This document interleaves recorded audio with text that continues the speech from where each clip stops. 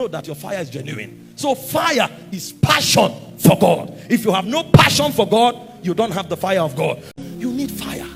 If you want to shine, you need fire.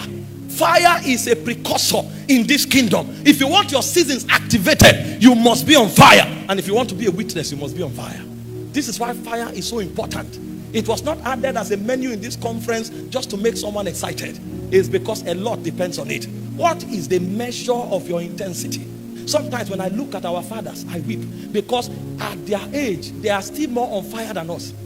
You see that these men are literally old, but something is burning in them that they wish they had 1,000 tongues to speak it. I'm watching Bishop David Oyedepo, and he's talking. He doesn't even know how to. The thing is so strong, and you know that this man is on flames. And then you find a young man whose glory is his strength, is weak and lukewarm. I was talking to his secretary the other time. They left Dunamis around 9. They said they were going back to the office. He said the night is still young. How can the night be young around 9? People are leaving office 1 a.m. They are returning for early morning prayers by 5. 4 hours sleep is so much. And then a young man goes to bed. He sleeps from 8 p.m. to 10 a.m. He wakes up. He said, we will take our word. Which word? Those who rule don't sleep. They are awake when you are sleeping. That's why they are ahead of you. But it takes fire to be awake. This is not just discipline. This is something raging on your inside that you cannot contain. Kingdom puts a lot of demand on us. And for us to meet up the demands of the kingdom, we must burn. We must burn. Having said this, what is fire? Because fire is not excitement.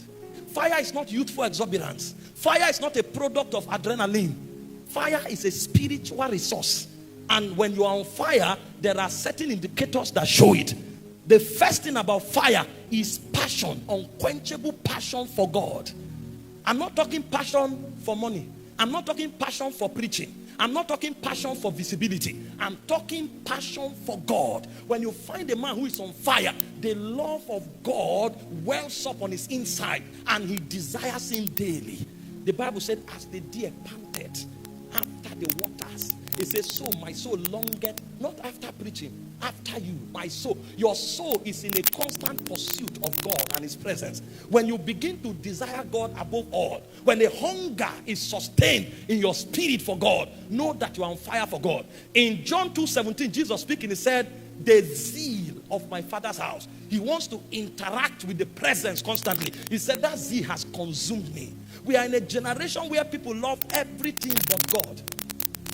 They can watch movies every day for 10 hours. But when you say, let's talk to God, 5 minutes, they are tired.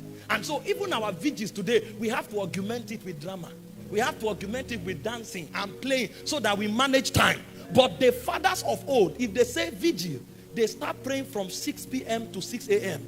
because they are engaging God and they had sufficient stamina to remain there. I'm not saying we should not do other things in vigil. There are many channels to God's presence. But what I'm saying is, if what we do is to detract us from our weakness because we have no stamina, then something is wrong.